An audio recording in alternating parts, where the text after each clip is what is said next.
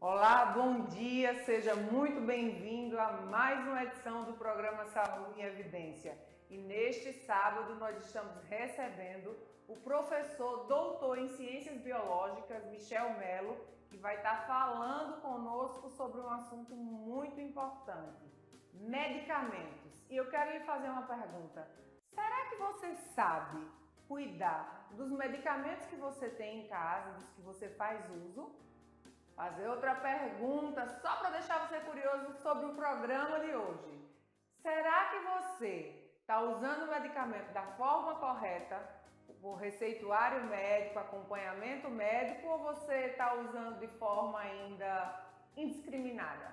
Sobre esse e outros assuntos acerca de medicamentos, vamos tratar nesta edição e eu, se fosse você, ficaria ligadinho aí na TV Nova, junto comigo, para que nós possamos ter uma manhã de sábado incrível, cheia de informações.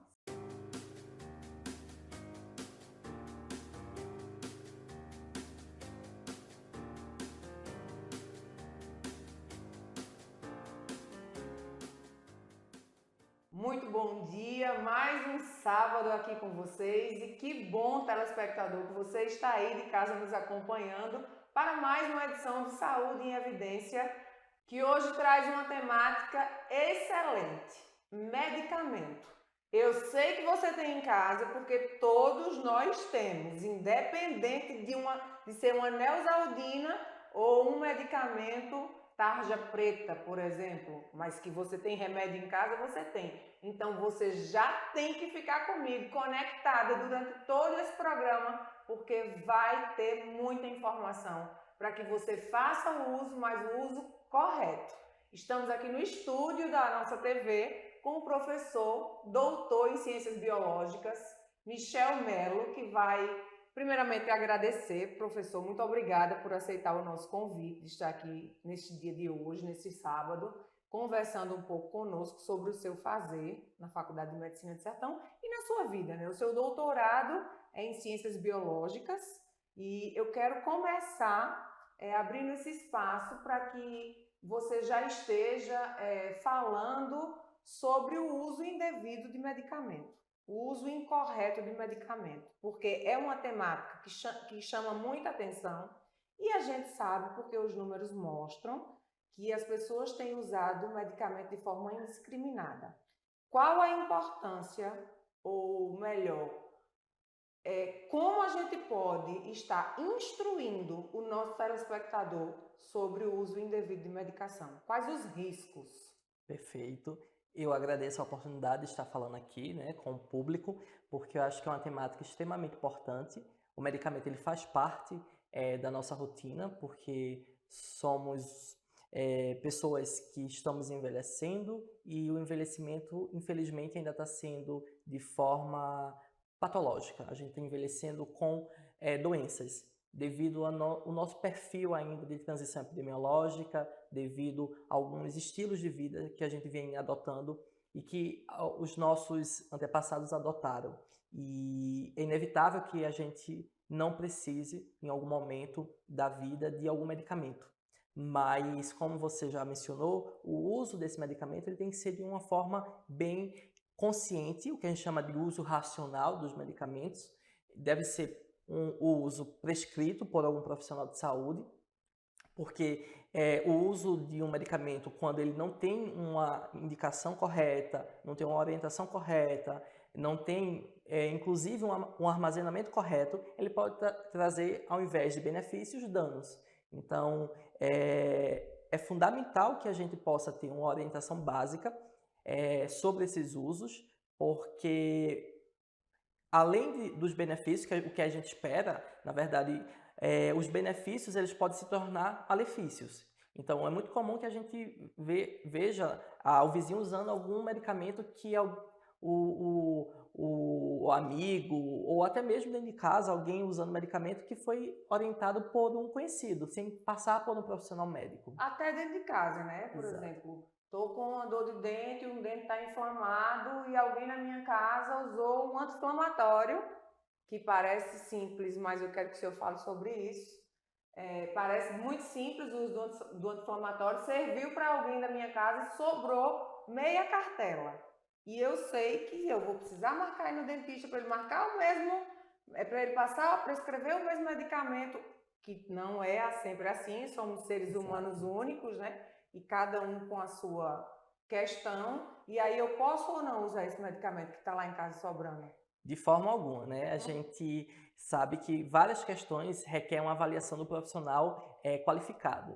O exemplo que você deu, por exemplo, do dentista, ele precisa avaliar o que é que tem naquela lesão ali, daquele dente. É um processo infeccioso? A gente tem aí algumas evidências de que infecções, cárie, por exemplo, não tratada, ela pode causar alterações no coração, pericardites. E isso pode levar, inclusive, à morte do indivíduo. Então, eu uso lá um anti-inflamatório que vai resolver aquele meu problema de forma pontual, mas não vai tratar a causa.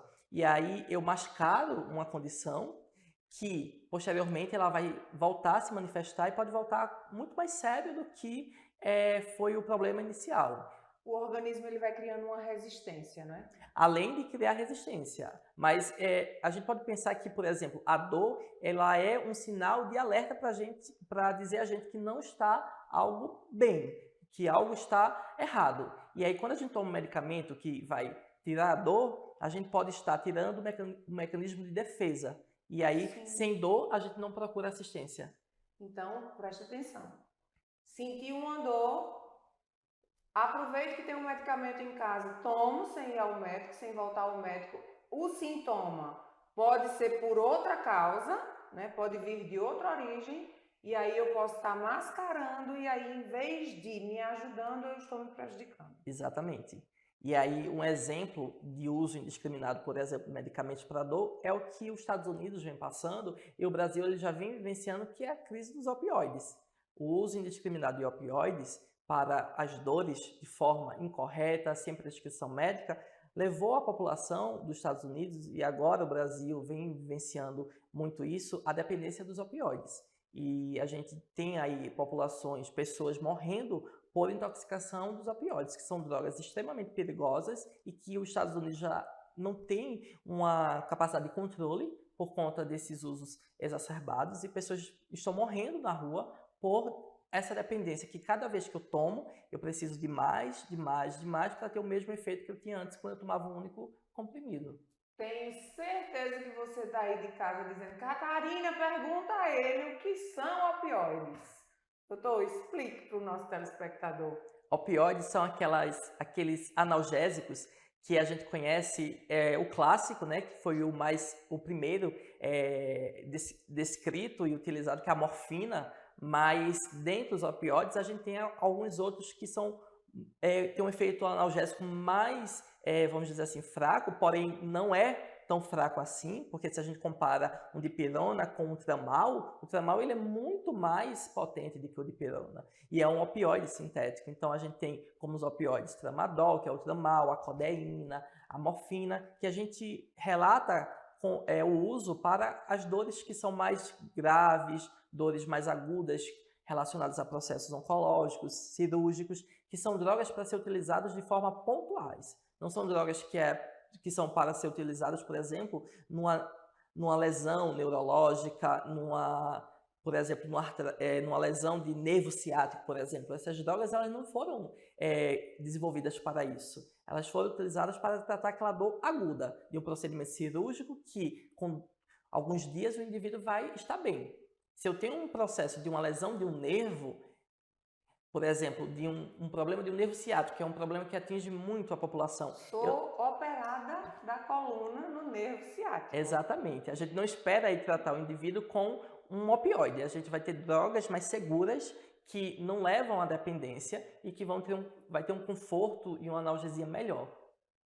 Então, para além disso tudo que a gente tem falado, preste atenção, a gente está falando de uma classe de medicamentos agora, que foram os opioides, que são esses medicamentos utilizados para dores. Mas temos também um outro grupo, uma outra classe de medicamentos que é muito preocupante, principalmente quando a gente está falando nesse período pós-pandêmico ainda, nesse período de intolerância, de tantos medos, de tantas frustrações, de tanta insônia, né? Tanto uso exacerbado de medicação para resolver de uma forma muito rápida aquela dor, aquela angústia ou aquela falta de sono, que são os remédios que costumeiramente eu e você, pessoas comuns, sabemos, que a gente chama o tarja preta. Fulano está tomando tarja preta para dormir. Doutor, conte para nós, conte para os telespectadores aqui da TV Nova, quais riscos, até onde isso pode chegar se usado de forma incorreta. Exatamente. Os tarja preta, que a gente costuma dizer, os mais utilizados, são os benzodiazepínicos, que a gente conhece popularmente como Rivotril, que é o clonazepam, a gente tem o diazepam, que é o clonazepam, a gente tem uma droga que ela não se encaixa como tarja preta, mas que tem um mecanismo de ação parecido, que popularmente se tornou conhecido pelos efeitos adversos, que é o Zolpidem, que são drogas que elas vão causar uma depressão do sistema nervoso, ou seja, ela vai diminuir a atividade cerebral para que a gente tenha alguns efeitos benéficos, terapêuticos, que a gente chama, que é sonolência, diminuição da ansiedade, vai trazer um relaxamento muscular. E esses medicamentos, eles vêm sendo utilizados de forma muito ampla em todo o mundo. É uma das classes mais comercializadas, e isso assusta porque é uma droga que precisa de prescrição de receita controlada. Então, teoricamente, a gente não compra esse medicamento sem uma receita,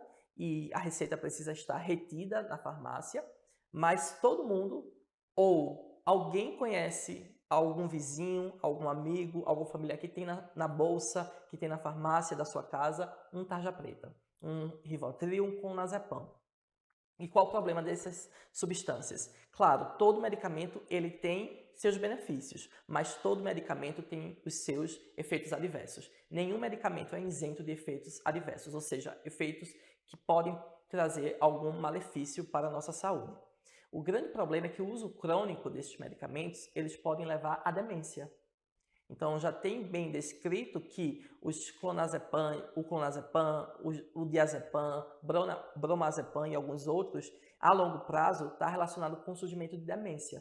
Mas não só isso. A curto prazo, a gente sabe que tem um risco aí, por exemplo, de uso desses medicamentos, o indivíduo acordar durante a noite e manipular equipamentos que podem trazer risco, como, por exemplo, liquidificador, risco de queda. Algumas pessoas têm relatos aí de compras de passagem para outro país e que nem passaporte nem visto tem para ir para esse país. E o que é que acontece? Como você falou, são medicamentos que são úteis, por exemplo, para tratar um sintoma agudo de uma ansiedade, mas não é um medicamento para tratar a ansiedade. Ele vai servir ali naquele momento, enquanto um medicamento específico não faz o efeito. E é interessante, e é uma pergunta que eu quero fazer, porque eu não sei, então eu estou me colocando no seu lugar que está aí em casa, e pode ser que também seja uma dúvida sua. Ansiolítico não é para ansiedade? Então, o ansiolítico, ele vai servir e ele serve para ansiedade, mas não para tratar o transtorno ansioso. Ele vai ajudar no sintoma agudo da ansiedade. Mas para tratar o transtorno ansioso, a gente vai ter outro grupo de medicamentos. E aí a gente parece até contraditório, mas os medicamentos mais apropriados para tratar a ansiedade a longo prazo são os antidepressivos. Então, os ansiolíticos eles vão ajudar nesse tratamento da ansiedade, mas nos sintomas agudos. E como eu disse a você, os antidepressivos em gerais, eles vão durar aí aproximadamente pelo menos 2 semanas para surgir os primeiros efeitos. Então, se eu estou com um indivíduo que ele está com uma crise aguda de ansiedade, ele não consegue, por exemplo, executar as suas atividades de vida diárias, não consegue ir para as suas atividades laborais, eu não consigo esperar 2 a 3 semanas para o antidepressivo fazer o efeito. Então, eu preciso atuar de forma aguda, enquanto o antidepressivo que ele está tomando ali todos os dias faça o seu efeito. Então, é pontual. Pontual. Tenho certeza que você ficou bem curiosinho agora com a pergunta que eu fiz, deu uma fomentada aqui em todo mundo e aí na sua casa também. A gente vai para um rápido intervalo e a gente volta daqui a pouquinho e eu estou te esperando, porque você já gostou muito desse primeiro bloco. Imagine o restante do programa como tá. Pegue logo um papel e uma caneta e vá fazendo suas anotações, porque eu já estou aqui mentalmente no meu checklist do tanto que eu vou ter que reajustar na minha vida. Então, fique comigo que eu volto daqui a pouquinho. O Memorial Imagem está dentro do Hospital Memorial Arco Verde, o que lhe proporciona a segurança de um ambiente hospitalar, além de contar com vários serviços num só lugar: tomografia computadorizada, mamografia, ultrassonografia e raio-x. Os equipamentos possuem uma alta resolução e agora também com um novo tomógrafo de última geração e potência elevada. Tudo isso funciona 24 horas por dia, alinhado a uma equipe especializada, que oferece agilidade e confiança na execução dos resultados. O atendimento humanizado é um dos princípios norteadores para transmitir todo o respeito a quem mais importa: você, paciente. Memorial Imagem, qualidade que faz diferença na sua saúde.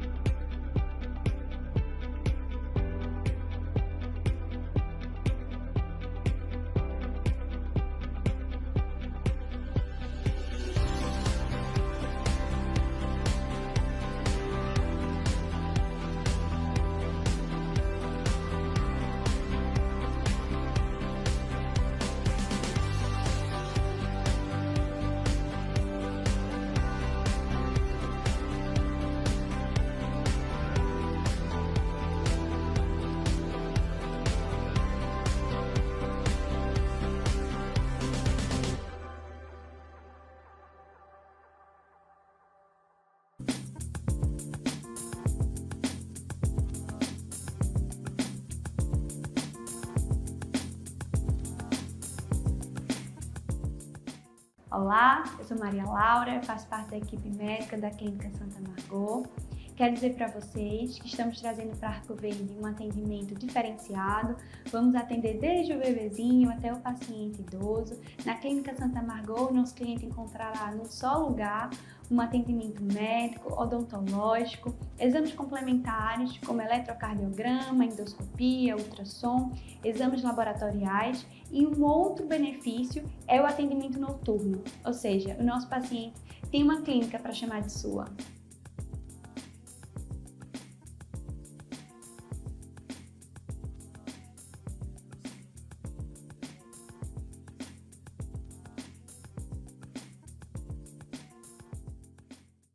E já estamos de volta para mais um bloco do nosso programa Saúde em Evidência. E que bom que você voltou também, que ficou aí me esperando. Eu fico super feliz com a sua presença, com a sua audiência, e já quero agradecer a você e também aos nossos apoiadores. Faculdade de Medicina do Sertão, Líder Empresarial, Memorial Imagem, Lojas LW e Clínica Santa Margot. Continuando essa conversa maravilhosa e super rica de informação. Doutor, a gente parou o último bloco falando sobre o uso do ansiolítico de forma pontual até que o antidepressivo venha a fazer o efeito, que é um efeito mais retardado, né? Mais gradual. As pessoas hoje, por todas as questões que vivenciamos na pandemia, e tudo que passamos de perda, de roubos, né? De roubos emocionais, de roubos familiares, perdemos pessoas, sobretudo, perdemos emprego, vidas foram mudadas, transformadas totalmente, e essa energia da pandemia ela ainda continua pairando, e isso tem afetado muito o sono da maioria das pessoas. Esse uso dessa classe de medicamentos, ela está entrando, as pessoas estão fazendo uso dessa classe de medicamentos, isso é fato. Os números mostram, na verdade, como as pessoas podem fazer, que estratégias o telespectador da TV Nova, que está aqui conosco todo sábado, fiel, qual as estratégias que a gente pode entregar para eles hoje, no dia a dia. O que é que eu posso fazer, doutor, para dormir porque hoje eu dependo do famoso tarja preta, seja ele qual for. Perfeito. O uso desses medicamentos para dormir, os ansiolíticos, né, que a gente chama, que a gente já falou um pouco sobre eles, o uso para dormir não é recente. A gente não começou a utilizar, a sociedade não começou a utilizar com a pandemia. A gente teve um boom muito maior nessa pandemia e aí veio o uso crescente do Zolpidem. Por não ser um tarja preta, as pessoas tinham uma ilusão aí de que fazia talvez um pouco menos mal. Menos mal. E aí as pessoas aderiram demais ao Zolpidem porque é um fármaco um medicamento que muitas vezes é sublingual, coloca embaixo da língua, 5, 10 minutinhos eu já estou com sono, já durmo. É o que viralizou aí, né? O que viralizou, exatamente. Mas o que é que a gente percebe? É que as pessoas não querem ter os cuidados básicos para ter uma noite de sono de qualidade. E aí eu costumo dizer, inclusive, para os meus alunos, lá da Faculdade de Medicina do Sertão, para dormir bem, eu preciso ter alguns cuidados básicos, que a gente chama de higiene do sono, tá? Na verdade, o próprio sono, ele vai precisar ser necessário para que a gente possa ter algumas qualidades durante a nossa vida. Por exemplo, quem dorme menos e quem é trabalhador noturno, que troca o dia pela noite, porque nós fomos evolutivamente criados desenvolvidos, podemos dizer assim, para trabalhar de dia e dormir de noite. Mas a gente sabe que algumas profissões não podem deixar de existir durante a noite. As pessoas que trabalham à noite, elas têm uma expectativa de vida menor. Estudos já comprovaram que elas vivem alguns anos a menos por conta dessa mudança desse ritmo que a gente chama de ritmo circadiano. Há uma mudança total dos hormônios produzidos pelo corpo do indivíduo. E aí, o que é que eu preciso para ter uma qualidade de sono adequada? Eu preciso ter uma quantidade mínima de sono por dia. Então, isso é muito variável, mas a gente sabe que dormir pouco e dormir muito é maléfico. Mas o quanto cada um precisa é muito variável, mas a gente sabe que aquela pessoa que diz que precisa só de 3 horas, isso não é benéfico. Aquela pessoa que diz que precisa de 12 horas, isso também não tem um padrão de qualidade aí.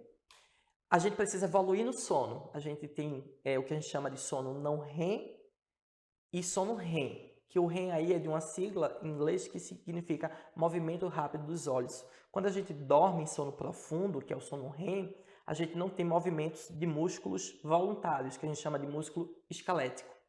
Mas a gente tem movimento de músculo involuntário, que é um tipo de músculo liso que a gente tem no olho. Então, se a gente abrir e investigar o olho de forma mais especificada, a gente vai ver que esse músculo do olho, da pupila, ele vai estar contraindo bem rápido. Por isso que movimentos rápidos desse olho. Nesse sono REM é que a gente vai ter essa higiene e a limpeza do nosso cérebro, que ao longo do dia adquiriu várias informações, todo o aprendizado, que não necessariamente é aquele aprendizado em sala de aula, mas é o aprendizado de estacionei na rua e não era permitido estacionar, eu aprendi que eu precisava, pagar um estacionamento em forma de cartão de crédito e não recebe mais ali em espécie, todo o aprendizado do dia a dia que a gente constantemente vem aprendendo. E aí o sono ele vai apagar o que não foi importante e vai consolidar aquelas memórias, reforçar aquelas memórias importantes. Se a gente não dorme bem, se a gente não aprofunda no sono, a gente não reforça essas memórias. E aí eu digo aos alunos, uma das coisas de aprofundar no sono é liberar um hormônio que a gente libera no escuro, chamado melatonina. Então, qualquer foco de luz, o celular, uma lanterna, até a luz do ar-condicionado ou da TV que fica ligada, isso interfere no aprofundar do sono. Aí o aluno ou um paciente fala, mas eu durmo com a TV ligada. Tudo bem. Dormir não é sinônimo de ter qualidade do sono.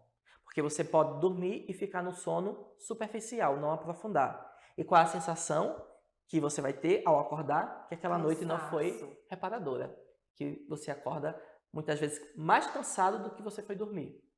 Eu tenho certeza que muitos de vocês que estão aí em casa nos assistindo passa por isso. Dormi e acordei cansado e não entendo o porquê. Agora você já entende que a luzinha que fica lá sinalizando a temperatura do ar-condicionado pode estar influenciando em você não aprofundar o sono. Até a luzinha vermelha da televisão desligada, se for frontal, pode influenciar nessa profundidade de sono. E hoje, doutor, sobretudo a questão do uso de tela.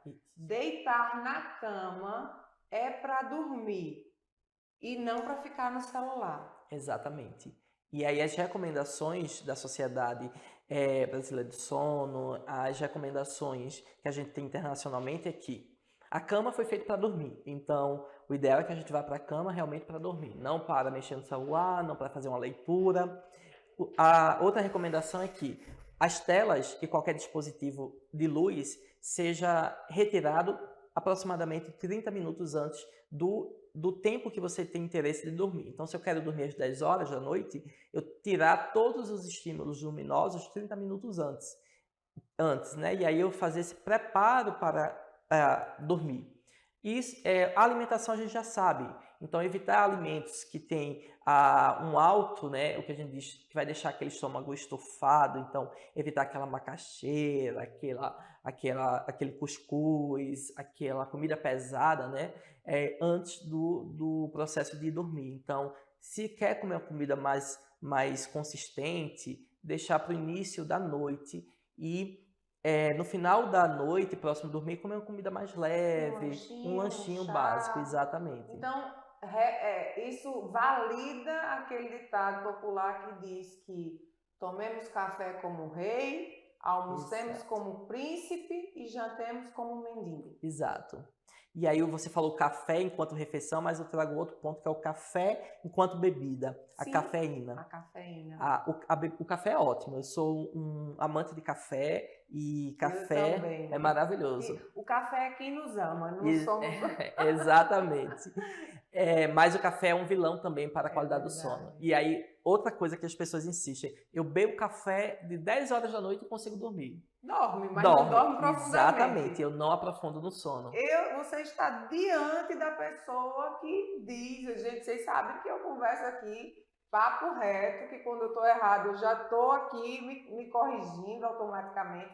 Doutor, eu sou uma das pessoas que sempre teve esse discurso de que eu posso tomar café a qualquer hora, eu posso tomar café na hora de dormir e durmo. Mas ele já explicou, dorme, mas não aprofunda. Não aprofunda. E se não aprofunda, não libera o hormônio necessário. E não tem aquela sensação de sono reparador. Então, o café aí está indicado para as pessoas que gostam do café, que a recomendação é que tome no máximo aí até 5 horas da tarde, 17 horas. Porque aí já não tem uma relação tão grande interferir no sono. E o máximo aí 3 xícaras por dia. Inclusive, fugindo um pouco da área do sono, e eu volto, mas só para reforçar que o café ele tem já evidências de uma proteção hepática. Então, ele é bom para proteger contra esteatose hepática, gordura no fígado, contra o câncer hepático, que é o câncer do fígado. E não tem histórico aí do uso controlado, aquele uso de até 3 xícaras, com a lesão do estômago, que muita gente acha que tem. Causa gastrite. Não, o uso até 3 xícaras por dia, as evidências já demonstram que não tem essa relação. Que alívio, eu tô tão aliviada. Gente, como eu tô confortável. Só ter cuidado com o uso exacerbado do açúcar no café. Eu já evoluí, já faço parte do grupo de pessoas que já tomam café sem açúcar, nem adoçante eu uso mais. Não foi um processo simples. Não é simples, mas é possível. Basta a gente querer, Exato. não é verdade? Então, eu já evoluí, eu espero que você em casa também faça essa evolução, porque a gente está falando de saúde e hoje o tema que está em evidência aqui é o uso de medicamento e quais são as estratégias que a gente pode ter para além do medicamento. E o doutor está trazendo para nós algo que é muito importante para a nossa vida, que é a nossa qualidade do sono. Então, 3 xícaras de café no máximo, até às 17 horas, para você poder ter o direito de abrir a boca e dizer que não interfere no sono. Isso. E só para o telespectador ter essa noção do que é dormir e não aprofundar. É muito comum os idosos falar o seguinte: Eu não durmo ao longo do dia. Eu não cochilo ao longo do dia. Eu passo o dia todo sem dormir. E aí você vê a vozinha, o tio, dormindo o dia todo. E ele não diz que não consegue dormir. Porque, na verdade, esse idoso ele tem dificuldade de aprofundar nesse sono. Então ele dá vários cochilos, mas como ele não aprofunda, ele não tem a sensação que dormiu. Porque o sono ele não está sendo reparador. Então é nesse contexto.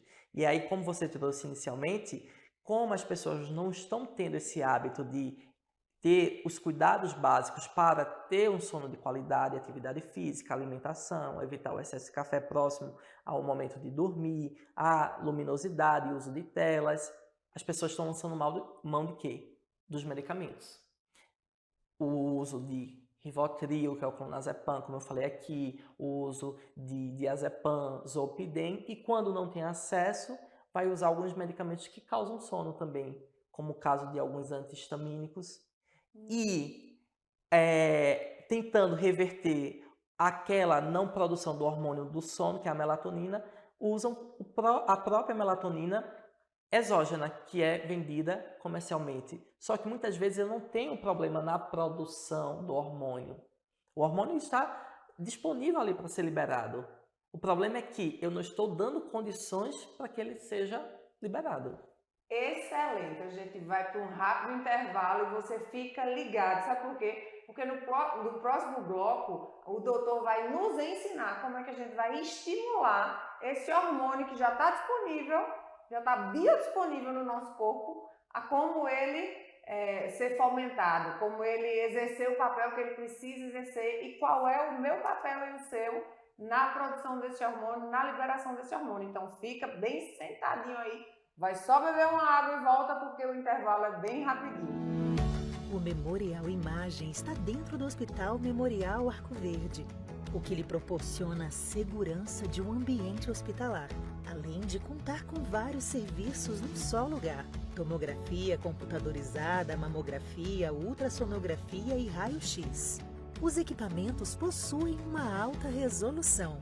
E agora também com um novo tomógrafo de última geração e potência elevada. Tudo isso funciona 24 horas por dia, alinhado a uma equipe especializada, que oferece agilidade e confiança na execução dos resultados. O atendimento humanizado é um dos princípios norteadores para transmitir todo o respeito a quem mais importa: você, paciente. Memorial Imagem, qualidade que faz diferença na sua saúde.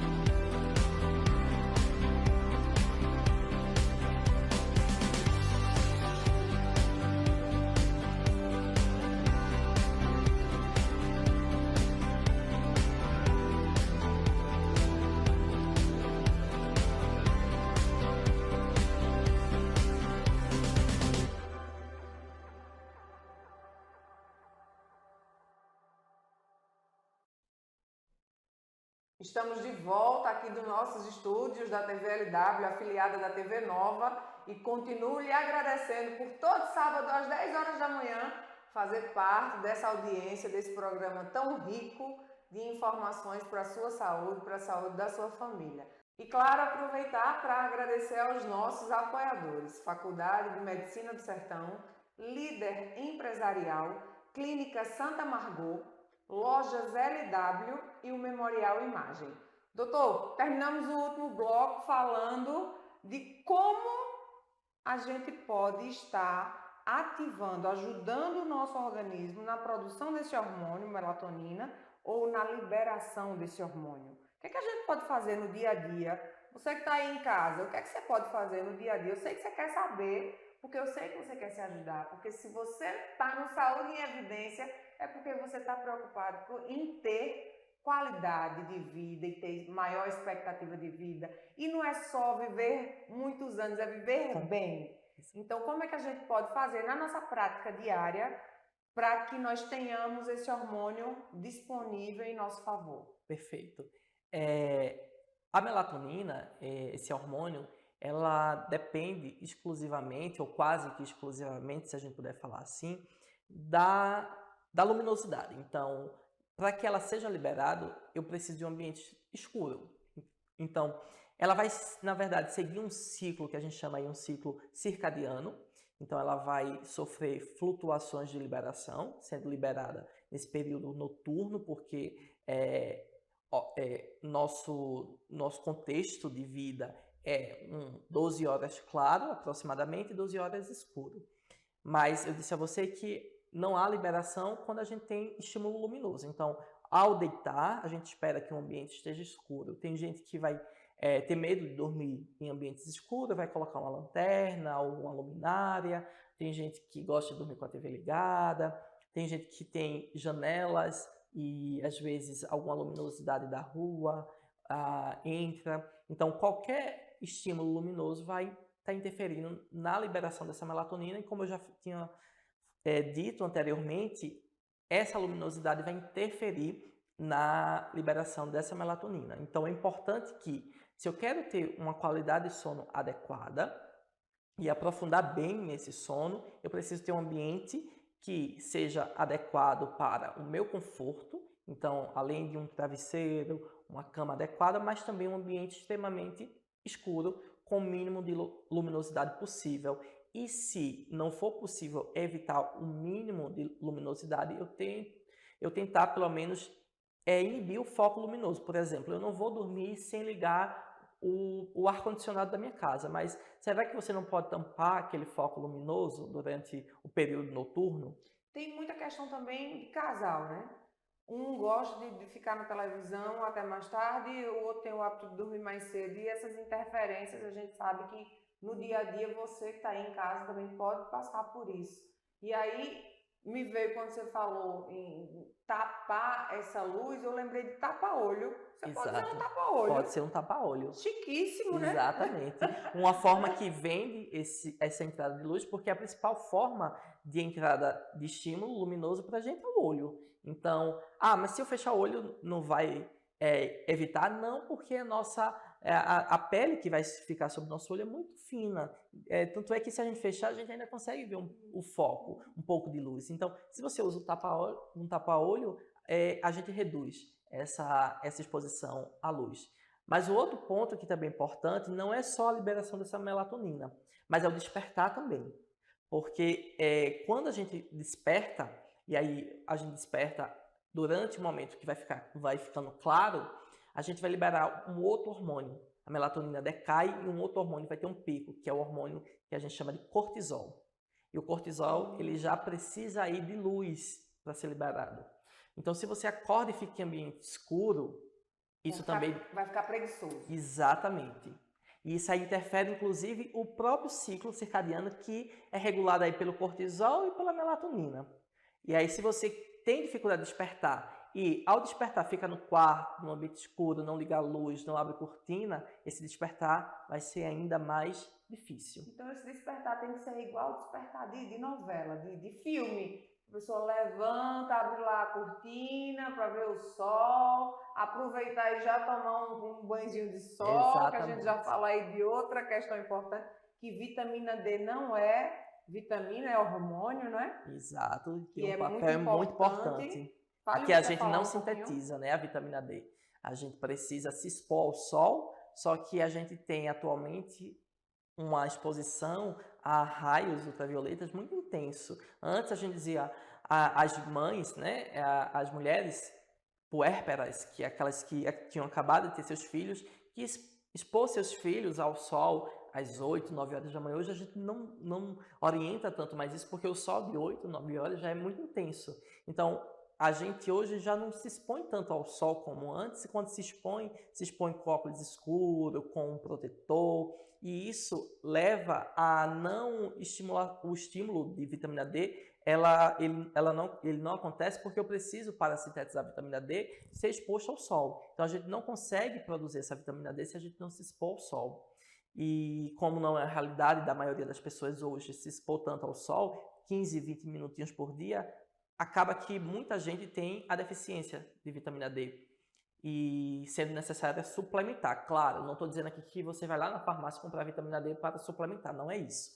A gente precisa ir no profissional médico, dosar essa vitamina D no sangue, ver se há insuficiência para que a gente possa suplementar. Mas a vitamina D é extremamente importante para diversos fatores. Saúde óssea, saúde cardiovascular, saúde do sistema nervoso do cérebro também, enfim. Saúde mental. Então, a deficiência da vitamina D leva, inclusive, a alterações da imunidade. Então, é importante que a gente possa se expor com segurança à luminosidade, inclusive luminosidade solar, mas muita gente não consegue se expor, até porque o quarto às vezes não tem janela. Então, muitas pessoas acabam fazendo luminosidade artificial, não para produzir vitamina D, mas para ajudar a liberação do cortisol. Colocam luzes artificiais para que, ao acordar, essas luzes possam ter uma quantidade de espectro de luz suficiente para liberar esse hormônio cortisol. O cortisol, que o senhor falou, que é muito importante para o despertar e para o desempenho da pessoa durante o dia. O excesso de cortisol também é outra problemática que a gente vem enfrentando nessa vida moderna.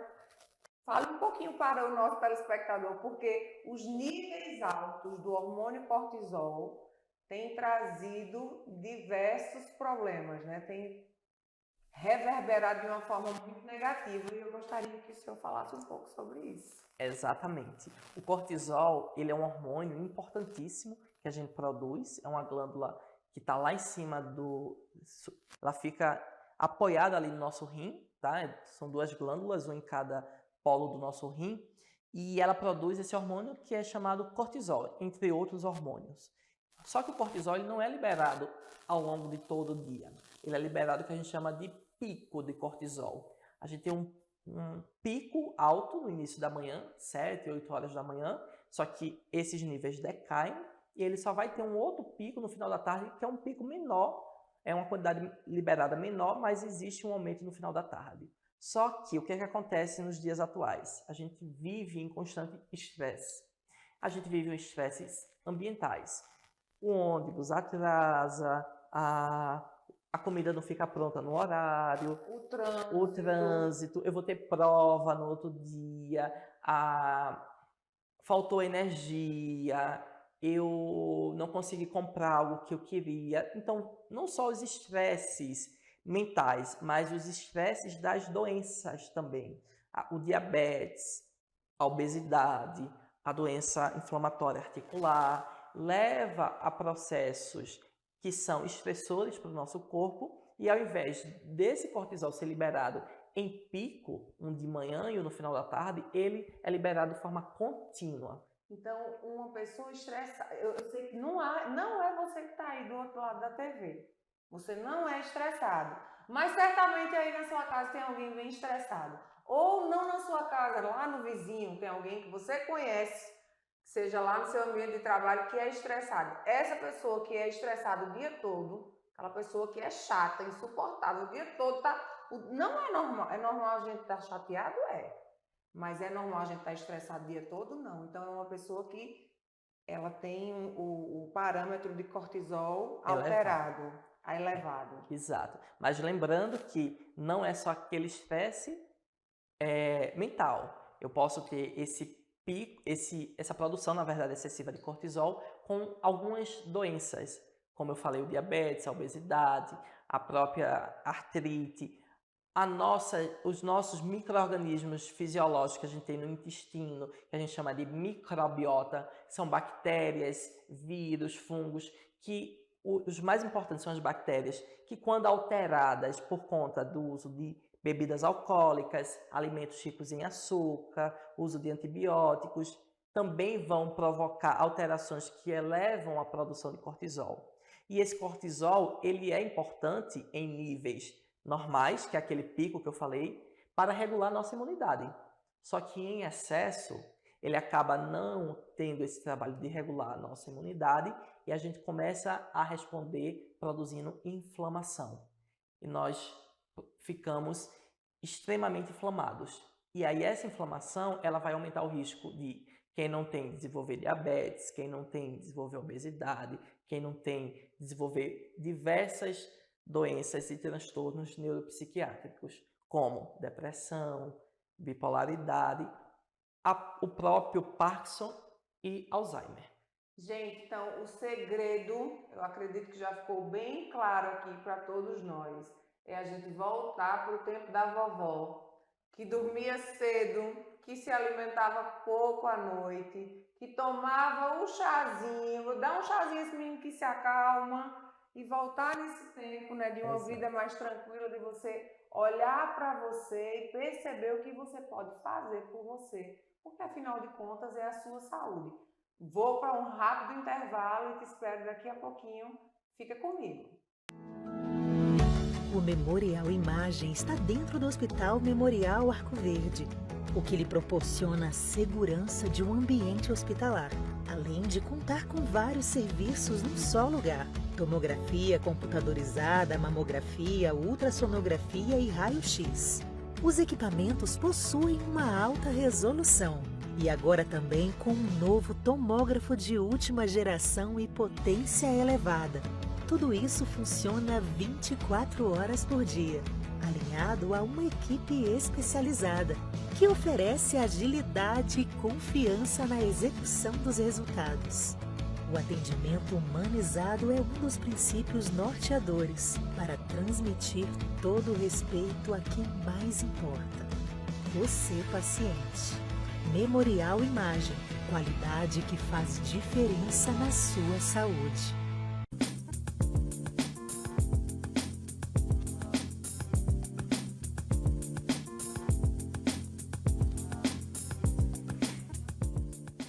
Olá, eu sou Maria Laura, faço parte da equipe médica da Clínica Santa Margot. Quero dizer para vocês que estamos trazendo para Arco Verde um atendimento diferenciado. Vamos atender desde o bebezinho até o paciente idoso. Na Clínica Santa Margot, o nosso cliente encontrará num só lugar um atendimento médico, odontológico, exames complementares como eletrocardiograma, endoscopia, ultrassom, exames laboratoriais, e um outro benefício é o atendimento noturno, ou seja, o nosso paciente tem uma clínica para chamar de sua.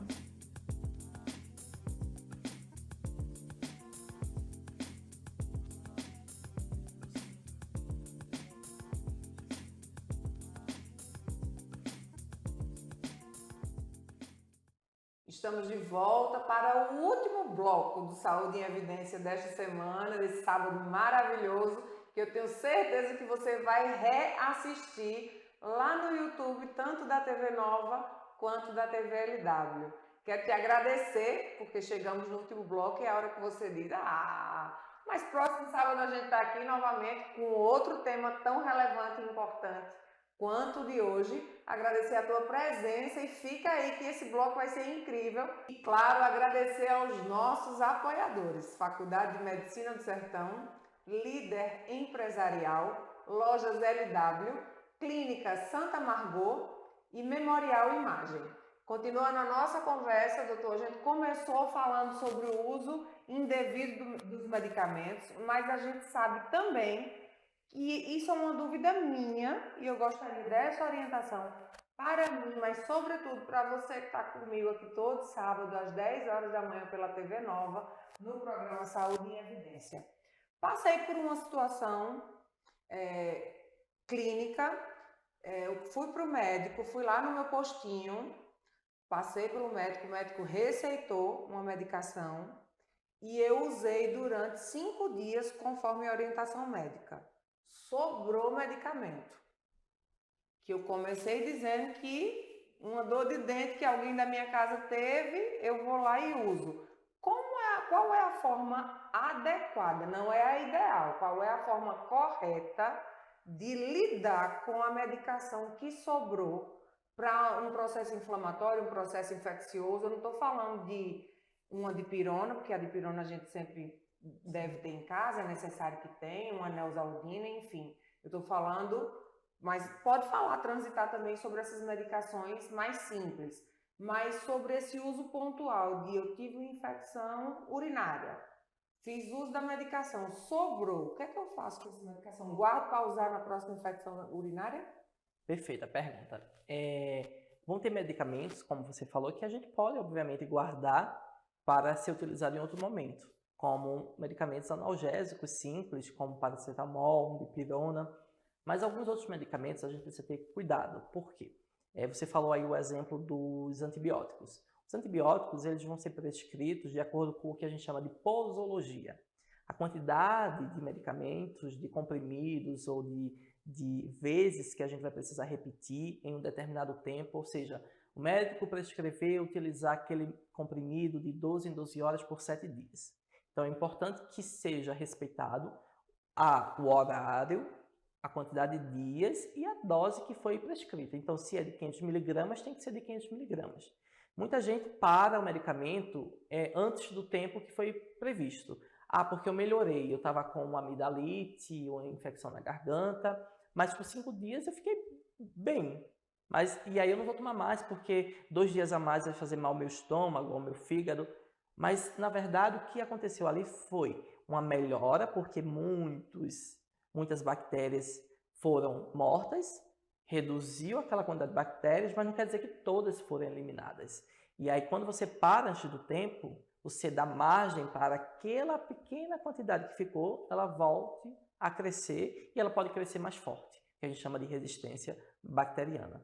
Então, não foi ao acaso que aquele profissional te passou aquele medicamento por 7 dias. Ele passou porque existiram anteriormente estudos que comprovaram que seriam necessárias aquela quantidade de tempo para o efeito terapêutico, o efeito para eliminar aquela bactéria. Então é importante isso deixar claro. O segundo alguns medicamentos a gente vai tentar prescrever, os profissionais que vão ser prescritores, eles vão tentar prescrever a quantidade equivalente ao tempo de tratamento para evitar que aconteça isso, que sobre o indivíduo ele use em outro momento e aquela quantidade, por exemplo, sobrou 10 comprimidos, mas para aquela infecção que o usuário precisava de 15, mas ele só tem 10, ele vai usar 10.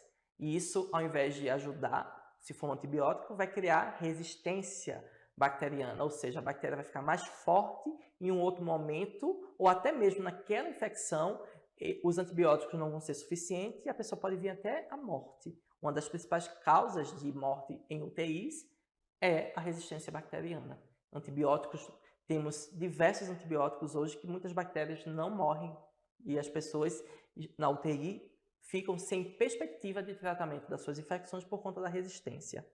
Se tem medicamento sobrando na sua casa, na validade, e você não está utilizando e não é um medicamento que vai haver perspectiva de uso, você procura uma farmácia do município e doa esse medicamento. Então, uma farmácia do postinho, uma farmácia que seja central do município e leva esse medicamento para doação. É importante só que esse medicamento esteja dentro do seu invólucro, ou seja, você não tenha descartado ou tirado esse comprimido, por exemplo, da embalagem, porque muita gente tem o hábito de tirar o comprimido para colocar em dispensadores. Isso não é um hábito que traz muita segurança, porque quando eu tiro da embalagem, eu posso confundir os medicamentos e eu posso expor o medicamento à luminosidade, umidade, e isso alterar o medicamento.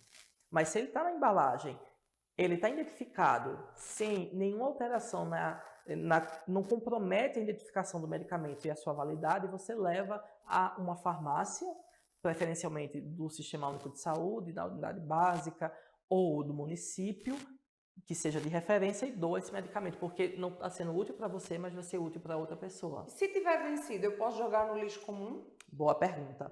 A gente tem que entender também que medicamentos, eu até costumo dizer nas minhas aulas que a diferença de um medicamento para um veneno, por exemplo, um veneno de cobra, a diferença é só a dosagem. O medicamento ele pode levar à morte de alguém igual a um veneno de uma cobra. Não é que a gente vai ter medo de tomar medicamento. Eu não quero assustar ninguém aqui para ter medo de tomar medicamentos.